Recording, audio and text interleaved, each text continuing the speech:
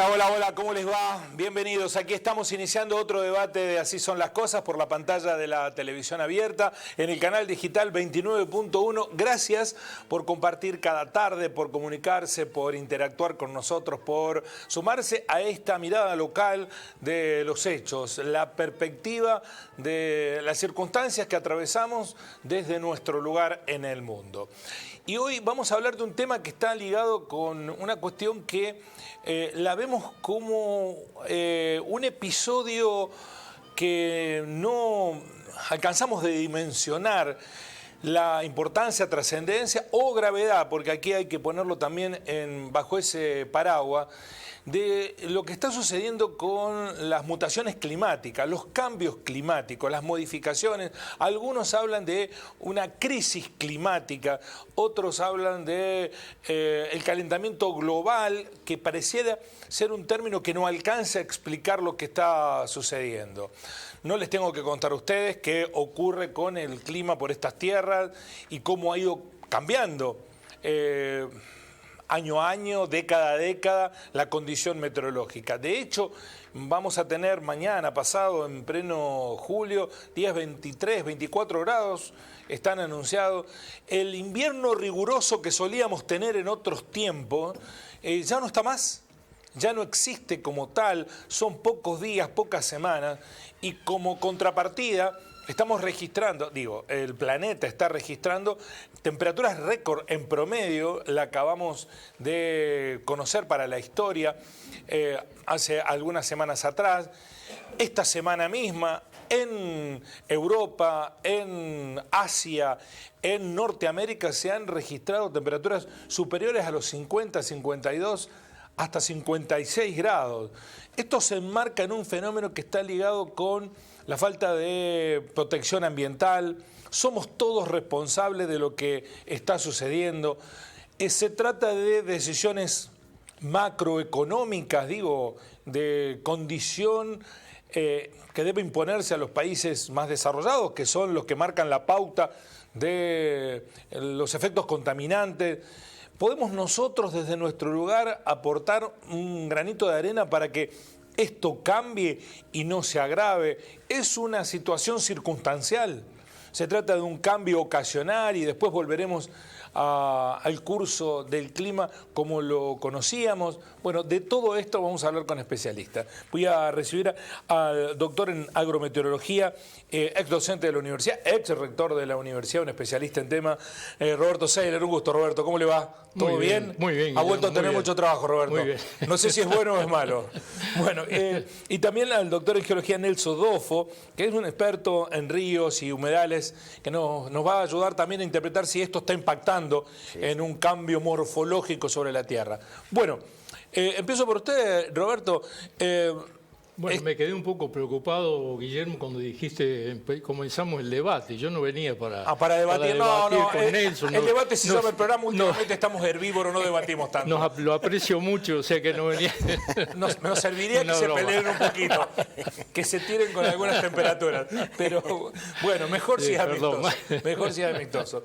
Es normal lo que está sucediendo. De hecho, muy normal no es, porque acabamos de establecer. No, nosotros, el planeta ha tenido el récord de temperaturas altas en promedio. ¿Eso es una señal de alarma? ¿Cómo lo lee usted? No es normal, de ninguna manera no es normal, y lo que en meteorología, en climatología se llama anomalías.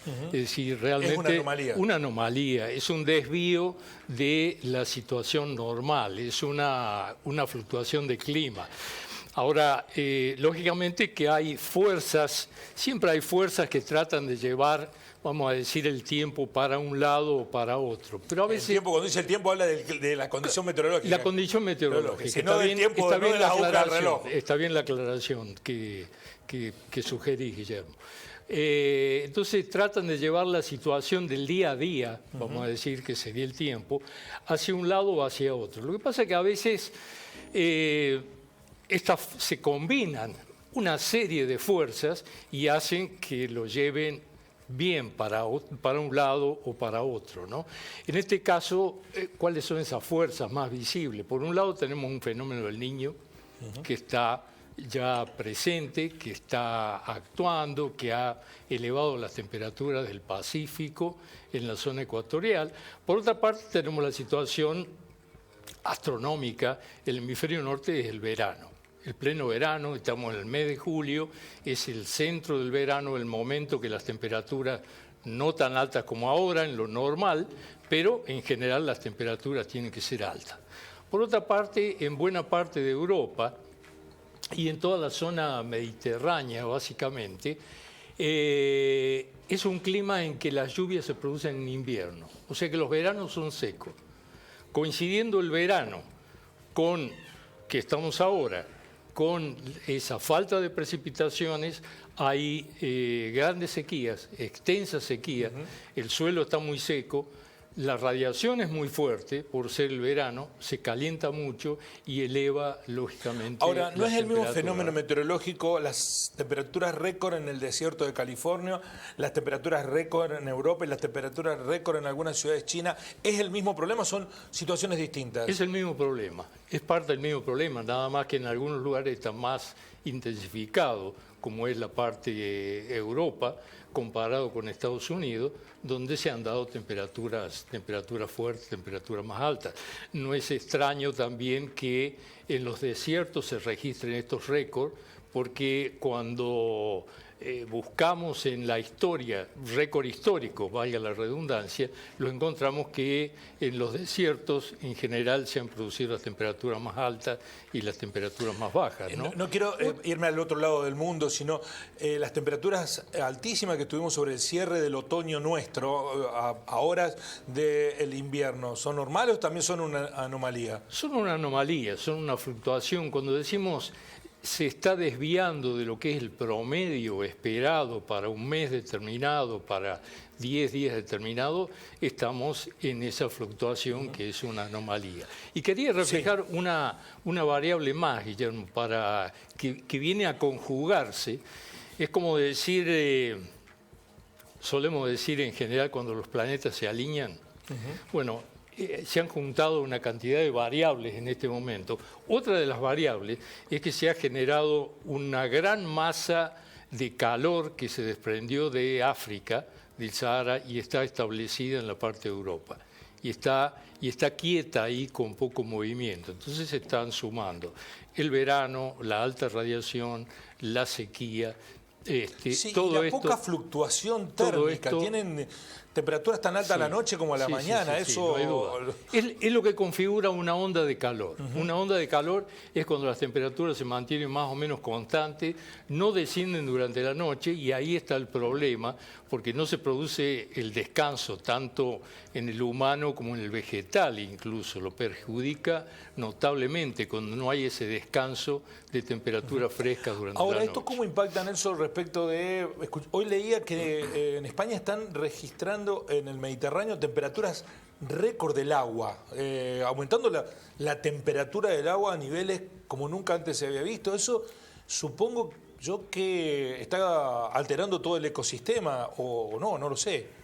Bueno, en el caso nuestro, del sur de Córdoba, nosotros venimos viendo más que temperaturas, mirando las lluvias, ¿no? En el sur de Córdoba hay varias registros, series de lluvias, ya que tienen casi un siglo, el INTA Canals, en la Bulaye, y vemos que después de la segunda mitad del siglo en adelante hay una tendencia positiva a aumentar las lluvias.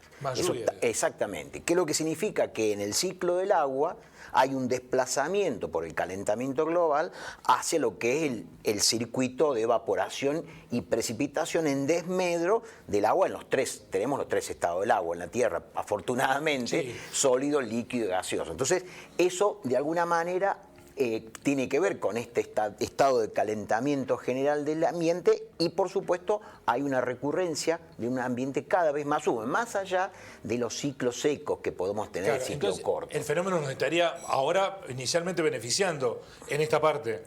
Bueno, de calentamiento o de crisis climática. Bueno, lo que nos pasó este año en Río Cuarto, recordemos el estado del río, en el verano. Un hilo de agua. Era un hilo de agua, vegetación altísima como nunca habíamos visto, la vegetación avanza sobre el río y de pronto no vino una crecida suave que nos pudiera recuperar la arena del río y volver a tener la fisonomía. Vino una creciente de recurrencias muy largas. Nosotros alcanzamos a medir más de 800 metros cúbicos por segundo, pasaron debajo del puente Malvinas-Argentina, es una creciente muy importante y que modificó totalmente. Si pasamos de un estadio de una seca importante a una lluvia extraordinaria con un caudal. Bueno, eso es lo que esperamos, como señalaba Seiler, es lo que va a empezar a venir ahora en este ciclo húmedo nuevo. Pero en general la región está mostrando... de humedad, digamos, de más lluvias. Exactamente. Y eso impacta sobre los sistemas fluviales, sobre los humedales, porque de alguna manera es un cambio importante, súbito, que va, por ejemplo, un ejemplo que está... El Río Nuevo en San Luis. Son fenómenos que a la naturaleza le demandaría mucho tiempo, sin embargo, un río que nace más o menos en lo que sería el faldeo sur del Morro, el volcán El Morro, y se desarrolla en años, 2 o 3 años, algo que la naturaleza le llevaría décadas, se generó en un par de años con las consecuencias. ¿Y eso es una señal de alarma, de preocupación? Sin duda, sin duda. Sin duda, tiene que ver también con el uso del suelo, la aparición. Yo ya tengo varios años trabajando sobre ríos y arroyos del sur de Córdoba y he visto procesos de integración de redes de drenaje importantes que normalmente demandarían mucho más tiempo y hay una suerte de acoplamiento entre una tendencia climática general y un suelo que se encuentra en una situación de cierta fragilidad frente a esos fenómenos. Bueno, lo describió en su momento Humberto Eco, que uno puede tener frente a la vida 2 miradas, ¿no? Una apocalíptica y una integrada. Aquellos que dicen, bueno, nos vamos acomodando lo que está pasando, sí. Y otro dice, ojo con esto. En lo ambiental también hay apocalípticos e integrados, digamos. Hay gente que está batiendo el parche más de la cuenta y otros que están negando lo que es innegable. Lo pregunto porque Donald Trump dijo no hay calentamiento global. Bueno, acá la versión argentina es de Milei. Dijo no, eso no existe, el calentamiento global. Y hay grupos ambientalistas que están diciendo, bueno, el nivel de los océanos está creciendo, buena parte de las ciudades costeras van a tener problemas en un futuro inmediato. ¿A dónde nos ponemos? Un poco gráfico o anecdótico en función de lo que decías de Donald Trump.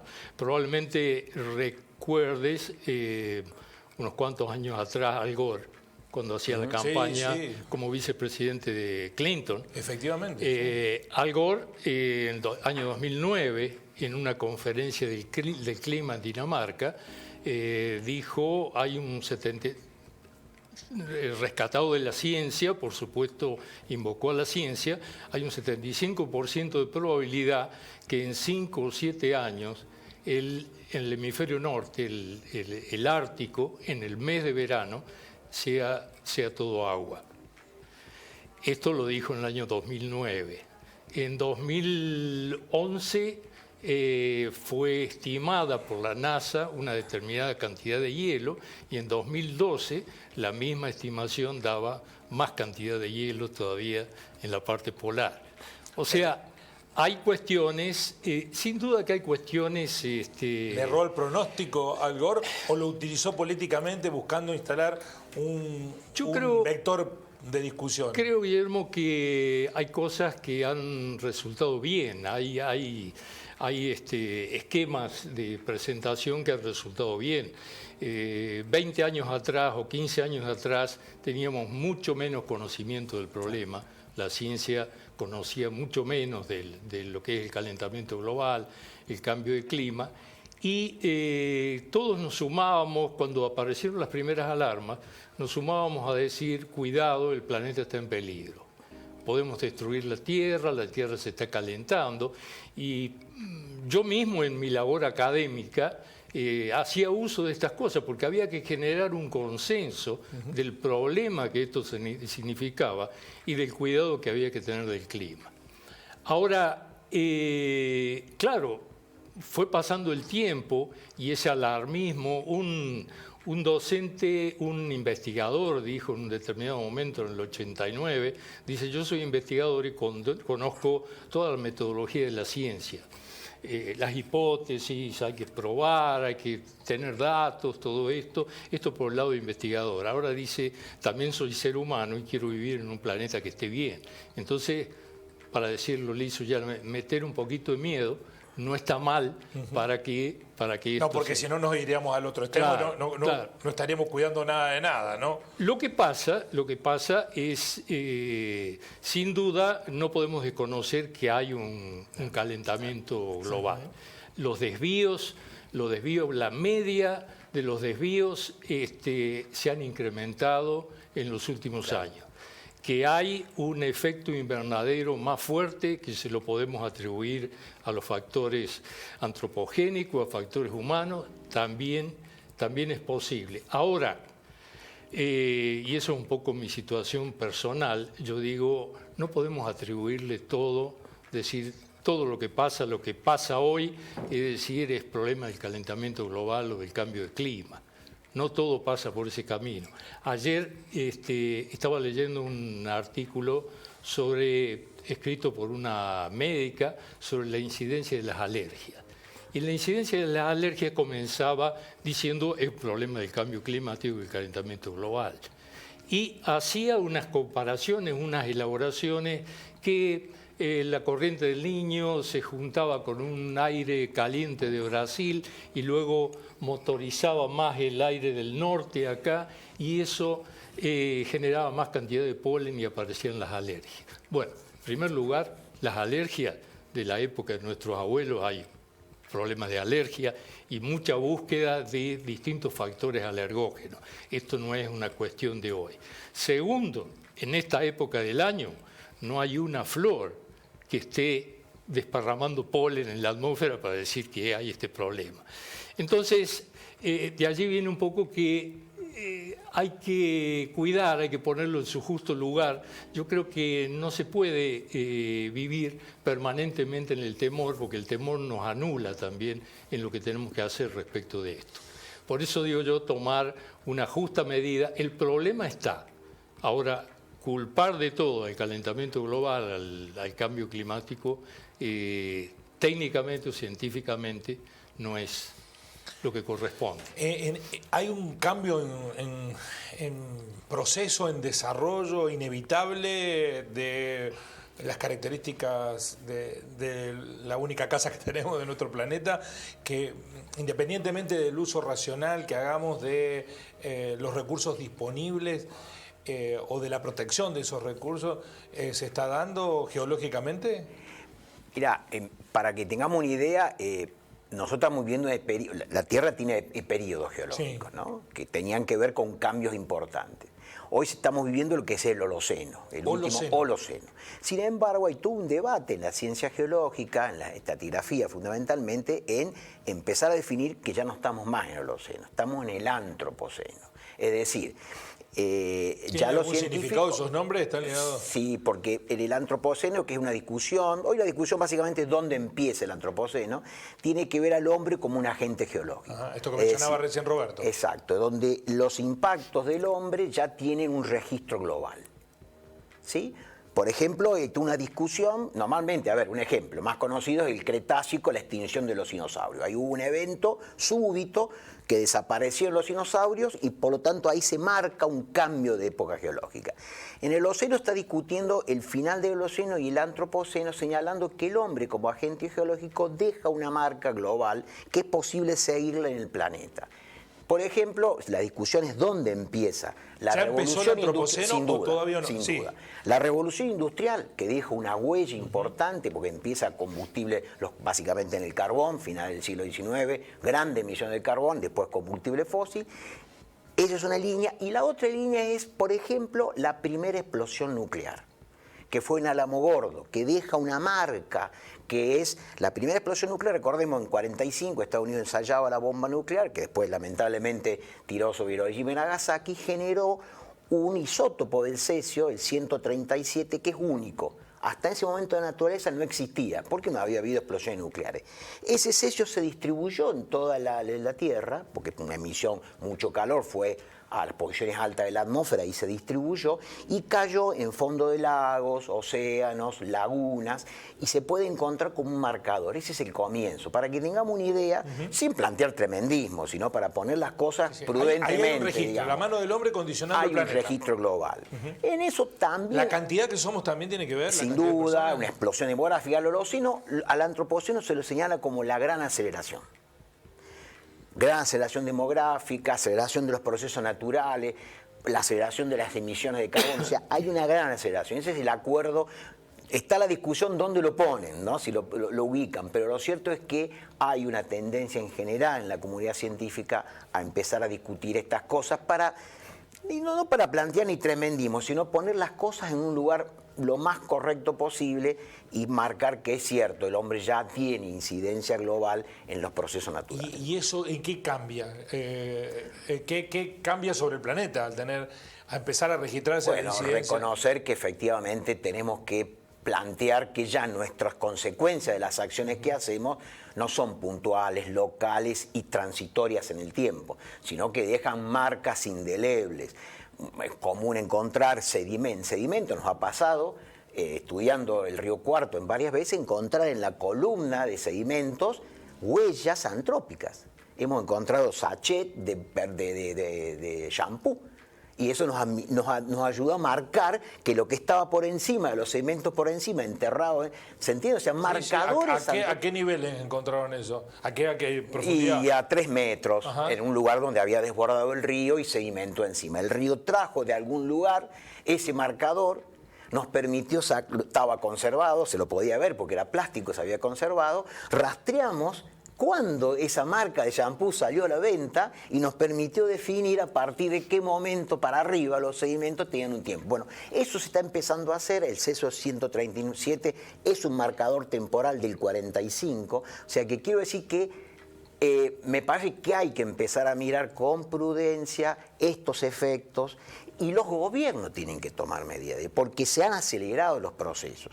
La creciente que pasó en Río Cuarto, en marzo, el 21, 22, 23, normalmente tiene una recurrencia. Habrá que empezar a revisarlo porque esos fenómenos pueden llegar a volver con intensidad y por lo tanto las políticas públicas tienen que empezar a tomar nota en su diseño de estos fenómenos. Digo, el río, puedo decir, por ejemplo, los escurrimientos. Hablo básicamente del agua porque es lo que sé, no puedo decir otro, pero en general pensar cómo se diseñan las ciudades en el marco de estos procesos, las zonas serranas que se utilizan mucho a la vera de los ríos.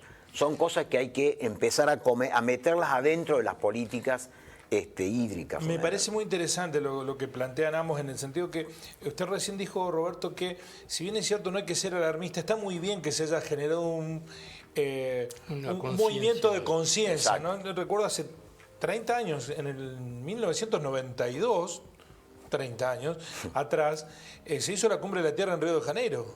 Y fue un grupo de chicos de un colegio que empezaba acá a poner en agenda lo ambiental, que ni se hablaba de la ecología, lo ambiental. Bueno, esa generación empezó a tener una conciencia distinta. Y hoy leía una experiencia muy interesante en una actividad que está demandando, cuanto más pueda producir mejor, que hay un campo de 2.500 hectáreas que hace trigo sin utilizar herbicidas, y con éxito, ¿no? O sea que incluso en el sector agropecuario hay una conciencia ambiental que está empezando de a poco a crecer. ¿Esas son señales positivas para poner un poco de equilibrio en la balanza?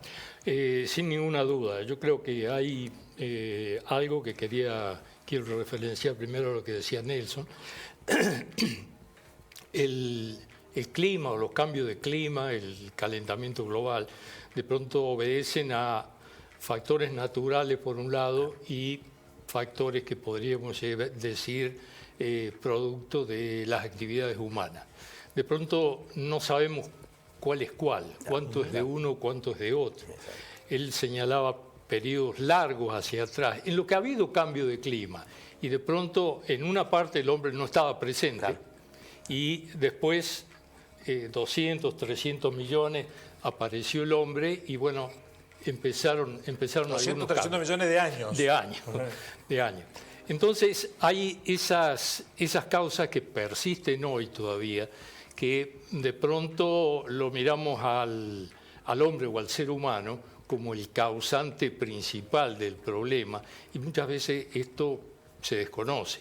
Ya hay no se puede precisar bien si puede ser efectos de cambio de radiación, puede ser efectos de corrientes determinadas. En este momento en el hemisferio norte hay una corriente de chorro que se llama, que está cambiada de lugar y está contribuyendo a este aumento de temperatura también. Hay volcanes, hay una erupción volcánica de un volcán en el Pacífico que parece que está produciendo fuertes efectos en lo que es el comportamiento del clima por la cantidad de vapor que emana hacia la atmósfera, ¿no? Entonces, es allí que la ciencia todavía no tiene claro cuánto es el efecto que puede estar produciendo el hombre. Me perdí un poco en la pregunta. No, le preguntaba respecto que... de esto que ha surgido en el sector de la producción agropecuaria también. Gente que está planteándose ir a una lógica distinta, de no producción intensiva, de no sometimiento al estrés a la tierra, sino cuidarla, digamos. Encadeno también con lo que decía Nelson, que tiene que las políticas tomar parte, que hay que prepararse para situaciones futuras que pueden ocurrir. Todavía los modelos... Vea la política haciendo algo al respecto, a lo mejor lo están haciendo en silencio, porque en la discusión pública no se nota mucho. Siempre al final de la página dicen chiquito, ambientales. Tiene que estar puesto, pero o sustentable, ahora es sustentable. Sí, sustentable, se hace muy poco. Entonces, él decía que tenemos que prepararnos, y es cierto, y es una parte dentro, en esta situación del calentamiento global, hay, yo podría llamar un plan A. El plan A es el que se ha insistido permanentemente y se sigue insistiendo: disminuir la cantidad de emisión de gases de efecto invernadero, o tener un balance cero. Es decir, la misma cantidad de dióxido de carbono que se emana es la que se consume, que consumen las plantas, balance cero. Ahora, yo no estoy seguro que la sociedad esté dispuesta o que lo pueda lograr. Todos estamos... Porque hay que resignar cosas. Hay que resignar cosas, todos estamos siguiendo un confort que es muy lindo, es como decir... es vivir mejor. Decimos, es vivir mejor. Además está el desarrollo incluido en el medio.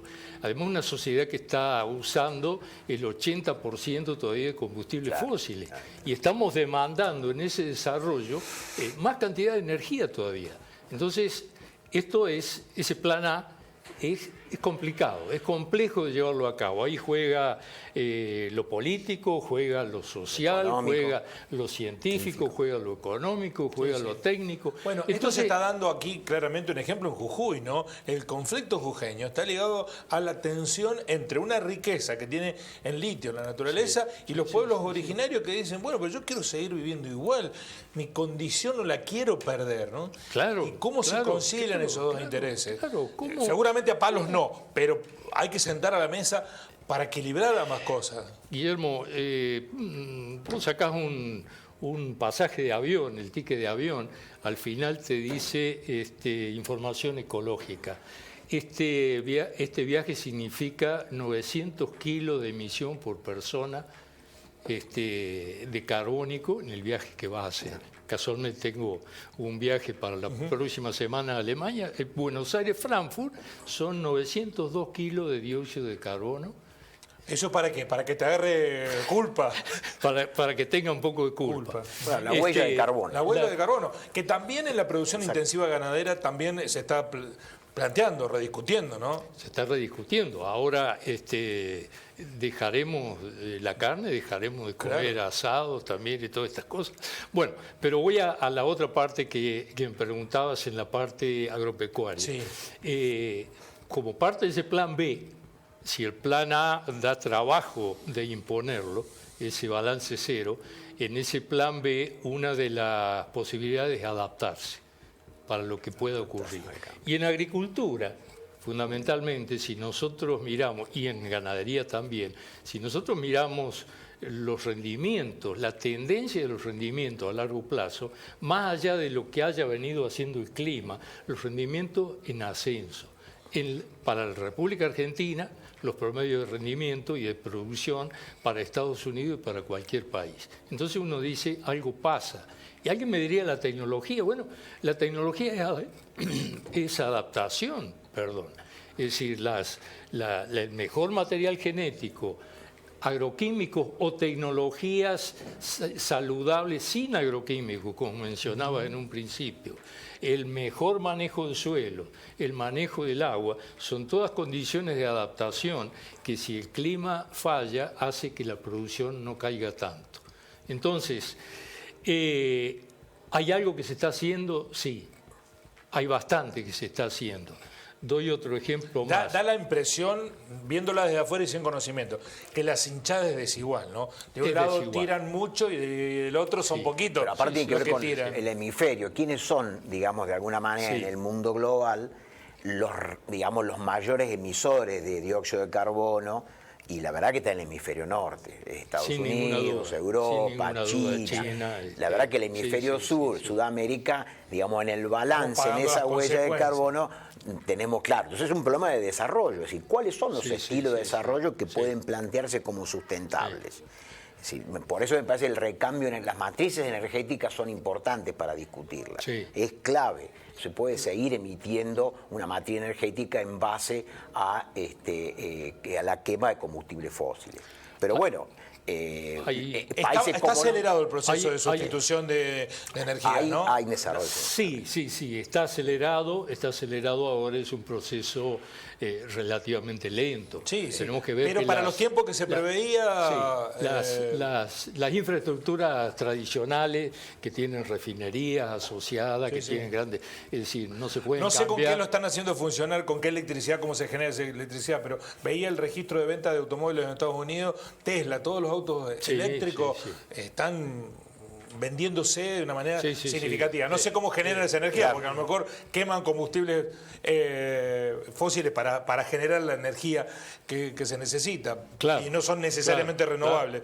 Pero evidentemente hay un proceso en marcha. No, seguro. Hay un ejemplo que quería dar en esto. Unos cuantos años atrás estábamos muy preocupados por el agujero de ozono. Recordad, ahora hace tiempo que no se habla. ¿Qué pasó? ¿Se cerró? ¿Se cerró? Se cerró bastante, Ahora se recompuso el ozono. ¿Qué decíamos? El ozono, los aerosoles, los desodorantes, las cargas en las heladeras tenían un componente clorofluorocarbono, que son gases que se emanan a la atmósfera, se combinan con el ozono y lo destruyen. Todo esto cambió en el sistema. Hemos pasado a sistemas sin esos componentes. Y la cantidad de ozono estratosférico ha aumentado notablemente, ha ido prácticamente a cero la influencia de estos componentes, y el agujero de ozono, el ozono, ¿por qué lo nombramos el ozono? El ozono es un gran reflector del ultravioleta, hace que el ultravioleta no llegue a la Tierra. Bueno, entonces, lo cito esto también como ejemplo de hay cosas que se están haciendo ahora. No se pueden lograr. Sí, también está descubriendo que la naturaleza tiene procesos de captura y secuestro de carbono, ese excedente que el hombre está generando por encima del ciclo. Siempre existió un ciclo de carbono en la naturaleza, siempre existió. Generó carbono y absorbió carbono. Lo que hace el hombre es agregar un componente externo, lo saca de las profundidades como carbón o como petróleo o gas y lo pone en la atmósfera. Entonces, ahora, la naturaleza tiene los océanos, los humedales, son ambientes, ámbitos de captura y secuestro de ese carbono excedente. O sea que habría que ayudar a la naturaleza un poquito y veríamos cómo podemos, no lo sé cuándo, pero empezar a recuperar ese excedente. Sin ánimo de alimentar el espíritu imperialista que nos caracteriza, pero quiero pensarlo regionalmente al fenómeno. ¿Están en riesgo alguna de las condiciones tan generosas que la naturaleza nos ha dado a esta parte del mundo? Hablaba en la radio con una ONG, Jóvenes Ambientalistas Córdoba, y planteaban que hay que ir hacia un camino de reforestación en la provincia de Córdoba que se hace necesario para sostener condiciones climáticas, porque se retrocedió y mucho con el bosque nativo. ¿Es necesario eso? ¿Podrían, no nosotros, sino las próximas generaciones, sufrir las consecuencias de algunos cambios por esa razón si no se hace algo? Bueno, los ciclos naturales tienen un tiempo que no es el histórico, ¿no? Uno siempre trata de referenciarse los periodos de generaciones. Los ciclos naturales tienen un tiempo, entonces la recuperación de ciertos espacios naturales que demanda tiempo, ese efecto recuperación también lleva tiempo. Lo que sí me parece que, lo hemos charlado en otros sí. tiene que ver con las nuevas generaciones. ¿Cuál va a ser el mundo que le vamos a dejar? No, siempre se ha dicho que vamos a entregar a nuestros hijos un mundo que no es tan bueno como el que recibimos de nuestros padres, ¿no? Ese axioma parece muy potente, ¿no? Es decir, cuando nuestros padres, en qué atmósfera respiraban, bueno, hoy ya nuestros hijos probablemente no lo tengan. Bueno, tratemos de que esa transferencia generacional de los que aún no nacieron, por ejemplo, los que no tienen derecho para decir, a ver, ¿qué mundo me espera? Bueno, creo que hay que actuar, me parece que hace falta mucho liderazgo político. Yo hubiera querido que unas Naciones Unidas con más presencia, volver a recuperar esa tradición de las encuentros mundiales que empezó en Estocolmo en el 72, para volver a marcar una agenda fuerte, sobre todo de los países líderes y los principales emisores, ¿no? A ver cómo... Lo que sí parece haber una ausencia de agenda común, de instalar esto como una política de Estado y no de gobierno, falta de planificación, de trazar una ruta común que la respetemos independientemente de los partidos que nos gobiernen. Cito un ejemplo de falta de planificación. El gobierno de Schiaretti, creo que sí fue el gobierno de Schiaretti el que determinó plantar 1 millón de árboles. Y buena parte de esos árboles se plantaron en la ruta entre Río Cuarto y Córdoba. Se hicieron plantaciones. Al poco tiempo se planificó la doble vía, la autovía. Y buena parte de ese 1 millón de árboles que se había plantado ahí, como había que hacer la autovía, se sacaron. Con lo cual hubo una inversión, una planificación que estaba bien pensada, llenar con 1 millón de árboles. Bueno, pero eso mínimamente decir, bueno, en algún momento acá va a haber una traza. No pongamos los árboles donde está la traza, porque vamos a tener que sacar los árboles que pusimos. De hecho, han quedado muy pocos de ese 1 millón de árboles que se planificó. Bueno, esto nos falta como agenda. Sí, sin duda este es un problema que abarca lo planetario por un lado, o sea, lo que hace falta...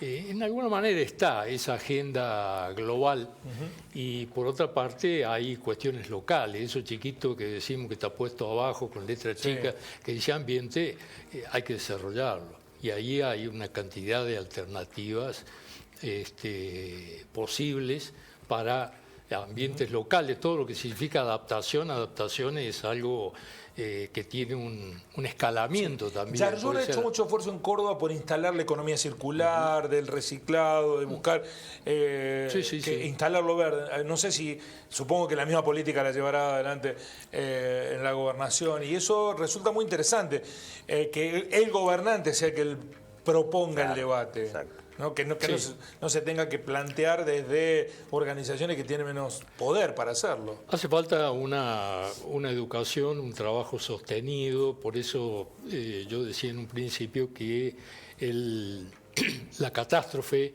no es el camino. Yo creo que hace falta una acción sostenida de educación y de continuidad en los distintos gobiernos, como vos planteabas hace un momento, para llevar adelante estas cosas, ¿no?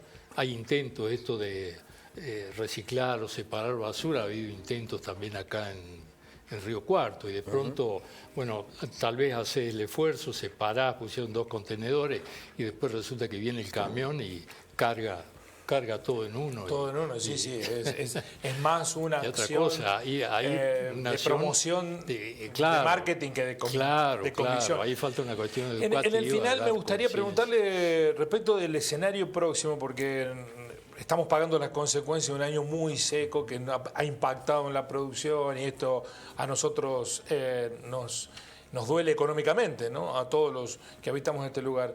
¿Se viene un ciclo largo de años lluviosos o un ciclo corto de años lluviosos? ¿Te lo digo desde la superficie del suelo o geológicamente? No, ambos. Arriba, ¿qué pasa? Empecemos de lo más profundo, Nelson. No, bueno, o sea, los ciclos del niño y la niña son ciclos cortos en términos geológicos, extremadamente cortos, ¿no? Una mirada más a largo plazo, de 100 años, 150 años, bueno, ya es más complicado saberlo, pero lo cierto es que lo que estamos notando es que hay una aceleración de muchos procesos geomorfológicos vinculados a generación de, como te decía, ampliación de la dinámica de muchos ríos, que trae consecuencias a puentes, que trae consecuencias a ductos, la aparición de este río nuevo. Y también tiene que ver con un problema que nos preocupa muchísimo, el tema de los humedales, ¿no? Los humedales pampeanos. Que no los estamos protegiendo. Que no los estamos protegiendo, no hemos podido sacar una ley de humedales. Que cumplen una función reguladora. Son claves, no solo son lugares de biodiversidad altísima, sino también reguladores también del secuestro de carbono. Vamos a tener años desde el punto de vista más lo que se ve en la superficie. Bueno, nosotros venimos con una niña larga, cubrió un periodo de 3 años, o sea, siempre lluvias por debajo del promedio, fueron agotando la humedad del perfil. El otoño nuestro, que esperábamos una recuperación del agua del suelo, todavía estaba el efecto de la niña, las lluvias fueron muy escasas, o sea, no ha habido una recuperación. Para el sector agropecuario que quería hacer trigo, no es un año de lo más favorable, es decir, no ha tenido, el invierno es seco, por otra parte, entonces si no se trabaja con la humedad acumulada en el otoño, después es poco de esperar en el invierno. La expectativa que tenemos para adelante no deja de ser buena. Es decir, hay un niño, sería de esperar que la primavera comiencen las lluvias normalmente, un poco más generosas, y que para los cultivos de verano nos encontremos con una situación favorable. La que pasó fue muy dura, por eso fue muy dura. Es muy difícil que se repita. En iguales términos, ¿no? A lo mejor no se recupera plenamente, pero es muy difícil que se repita. Es muy interesante hablar siempre con gente que sabe mucho de las cosas y que nos ayuda también a interpretar y no bandearnos, como decimos coloquialmente, ni irnos al extremo de decir no importa nada, ni tampoco ponernos locos porque hay 52 grados de calor. Así que gracias por venir. Gracias a vos y bueno, manejaste bien el debate, no pudimos pelear. No se tiraron ni con una piedra. Bueno, gracias, Guillermo. Gracias. Muchas gracias. Mañana nos encontramos. Mañana, atención, vamos a hacer un programa muy especial. Lo recomendamos para los docentes que quieren incorporar tecnología a las aulas, porque insinuamos el debate en programas anteriores y varios nos han dicho, bueno, pero ¿qué hay que hacer? ¿Poner a los chicos con el celular en la mano a estudiar adentro del aula? ¿Incorporar plenamente la tecnología? Bueno, mañana lo vamos a hacer el programa básicamente de esto. Voy a desarrollar algunos números de la encuesta que hizo una investigación de la UBA, así que los invito particularmente a los docentes, a todos en general, al programa de mañana. Gracias por estar ahí, así son las cosas.